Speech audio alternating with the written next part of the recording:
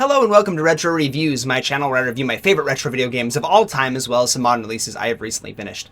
Today I want to talk about my top 10 3DS games of all time. Now the 3DS console, I'm going to add a disclaimer right here, is one of my least played consoles that I own in my library. So there's almost certainly going to be several games on your list that will not be on mine. I never played a Fire Emblem game on this console. It took me until very recently to play Mario Kart 7 for the very first time. I didn't play a lot of the ports, so there's going to be a lot of stuff missing from this list. So if you have your own list, I would love to hear in the comment section down below what ones that I should go out and try at some point. But with that out of the way, let's get into number 10, which is going to be Mario Kart 7, a game that I finally got very recently, had an absolute blast playing. It's a whole lot of fun. About what I expected out of a Mario Kart game. It's fantastic. I love the gliding. I think the introduction of the gliders here was a really cool mechanic. I really like the tracks that they have for this particular game. I think it runs exceptionally well on the 3DS. I like the mobile Mario Kart games for the most part. I think they run very well, but I think the 3DS one is probably the most smooth out of anything except for, of course, the Switch versions. So it's going to be here at number 10. Number 9 is going to be Mario & Luigi Dream Team. I really love the Mario & Luigi series outside of Paper Jam. All the other entries I think are spectacular. Mario & Luigi Dream Team is lower on the list for me, but it was still a ton of fun. I think Luigi having like these dream variants of himself and having like a billion Luigis on the screen at the same time is so charming and hilarious. Again, I don't think it's the strongest one in terms of the gameplay or the story, but it is so much fun from start to finish, and I really, really enjoyed it. Number 8 is going to be Smash for the 3DS, or Smash 4. I really love this one. This one that especially for me is an important one because it's how I kind of got into the competitive scene. I started playing on 3DS. I didn't play competitively on the 3DS, but I got a Wii U shortly after really getting into the 3DS version, and then started playing there and then got into competitive. And actually the reason I grab with L on my controller is because of the 3DS version. I hadn't played Smash for a little bit. I taken a couple year like hiatus from games. I came back, started playing the 3DS a bit, and I really loved Smash for the 3DS, and so I started using the default controls, and that's what was mapped to the left trigger. So I use grab with a left now, which I think is fairly weird unless you've played the 3DS version. This really got me into competitive, got me back into the Smash series in a big way. I really love this game. I think it's amazing that they got it to run on the 3DS at all. It's just fantastic. Number 7 is going to be Pokemon Y. It could be Pokemon X as well if you really like that one. I had Y myself, so I really enjoy the Pokemon series for the most part. I usually kind of like oscillate between really getting it back into it and then like taking a break from the series. I'll like go in every other generation or so with a new game. Like I played Pokemon Sword, but I didn't play Scarlet and Violet. I played Y, but I didn't play Sun and Moon. So I really enjoyed Y. I think the almost like bigger world concept, more of like an open explorable space, I think worked really, really well. Again, this is one that benefited from the 3DS's graphical capabilities. The DS ones are great. The older ones are fantastic, but the way they brought this into like the 3D realm, like made it look like actual 3D models, they did a very good job. I like the Pokemon in this game a lot. I think the legendaries are really cool. There's just a lot to love about most Pokemon games, and I really enjoyed why I got a lot of time out of this one. Number 6 is going to be Luigi's Mansion Dark Moon. I know a lot of people say that this one is probably the worst one in the franchise because the original was so fantastic. This one felt a little like more disjointed. I had a ton of fun with this game. I really love it. In fact, I think it's still to date my favorite one in the franchise. I really love the original. I really enjoyed 3, but Luigi's Mansion 2 just did something for me. I really liked the puzzles. I really liked the environments to explore. Again, I think it works exceptionally well in the 3DS. Not nearly as well like tight controls as like the GameCube had, but they did a really good job, especially coming from like you have the Luigi's Mansion port on the 3DS that controls not super well.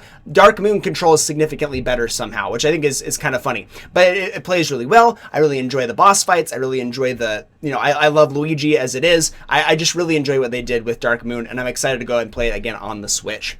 Number 5 is going to be Monster Hunter 3 Ultimate. Now, I haven't played any other Monster Hunter games, but I had a friend that really enjoyed them, and I thought it was really cool, like watching him play. So I'm like, cool, maybe I'll get into the franchise. I think I got it for like $15 when it was on sale. I'm like, let's try it out. And I had a blast. The Monster Hunter series is really, really fun. Again, this is the only one I've played so far. I was going to get into Monster Hunter World, but I still haven't been able to get into it. I need to, but I had a really good time. I think the mission-based objectives are really fun. I think being able to like build weapons and armor out of your kills is really cool. I think the mechanics really work together. It's more of a punishing learning curve, but once you're able to like dedicate your time and really get into the minutia of the game's mechanics, it can be a ton of fun. I really enjoyed my time with Monster Hunter 3. Number 4 is going to be Mario 3D Land. This is one of the few games that I actually played with the 3D on from start to finish. The 3D, I think, is something better left in the past for sure. It didn't work for most of the games. Even if it did, it just wasn't the best mechanic ever. It just made everything seem a little fuzzy. You had to look at it just the right way. Even with the XL models, it's just not the best thing. But for Mario 3D Land, it's phenomenal. It is so much fun. It never bothered me to be playing this one in 3D for some reason. I just enjoyed it. They did such a good job. It always seems like at the beginning of a life cycle of a console like this that has a big gimmick, they do a really good job of showcasing it at the beginning, and then it never shows up ever again, like the Vita. But they did a really fantastic job with this one. It has a ton of content in it, like a ton of content. So many worlds. This is one of the easier Mario games for sure, but it's still a ton of fun, and I had a great time from start to finish. I enjoyed all the bonus content you get after beating the main story. There's pretty much double the game afterward. I think a lot of the later levels are more challenging and a lot of fun. And again, I really like the style of 3D Land. I'm glad they used it again for like 3D World. They kind of took that same style. And again, this is one that it's a marvel that it actually works and runs on the 3DS for being a fairly underpowered console, but it looks and performs really well for this game.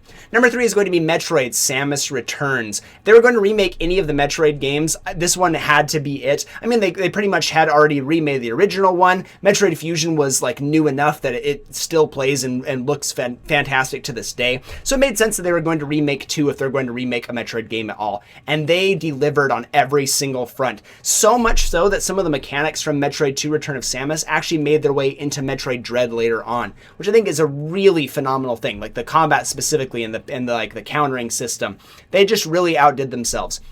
I played Metroid 2 on the Game Boy when I was 15 years old, 14 years old. I remember getting a cartridge off of eBay and being really excited and finding one of the most difficult games just because it's so hard to explore. I had to look up a guide and figure out where to go. This game rectifies all the problems of the original. The original is a really tight game. It's so phenomenal, but bringing it into the modern conventions was absolutely necessary because getting into this game and playing the original is so hard. This one's so much more accessible, and it's a fantastic story as well. Combat is incredibly improved. The movement feels so good. Everything about this game screams modern Metroid, and they did a phenomenal job with this one. Number 2 is going to be Animal Crossing New Leaf. Now, I really enjoy the Switch version of Animal Crossing. I've had a lot of fun with it for a while, but for some reason it just fell off really hard for me. I didn't really enjoy it after a certain amount of time. And it's curious for me because I usually like playing the Animal Crossing games for a long period of time. I try and catch all the fish, all the bugs. I like to do pretty much everything I can in a town.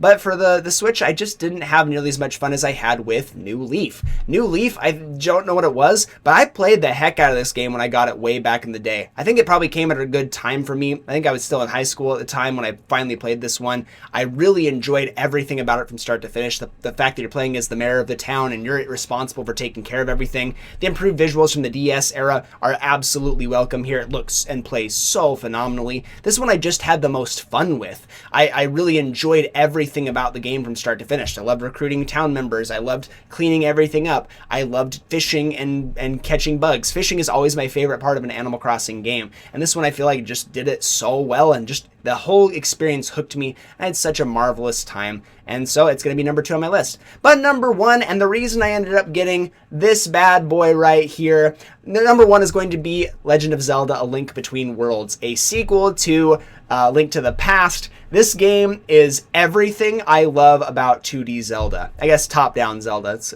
almost like a 3D plane. I love Zelda games so much. My favorite franchise by far. And this is one of the best sequels I could have asked for. For something that I didn't expect to love this much. I was worried whenever they do a sequel to one of the best games of all time. It's a little bit scary, you never know, but I trusted Nintendo and they fully delivered. The whole painting mechanic where you go onto the walls and stick to the walls is so flawlessly executed. The Dark World stuff is fantastic. The overworld itself is beautiful and rich and full of life. The dungeons are some of the best in the entire franchise. This is easily one of the most replayable Zelda games too. It's so much fun to just jump back in and go full ham and 100% this one. All but that stupid mini game. Ooh, I won't even talk about the Cuckoo mini game. I hate that thing so much.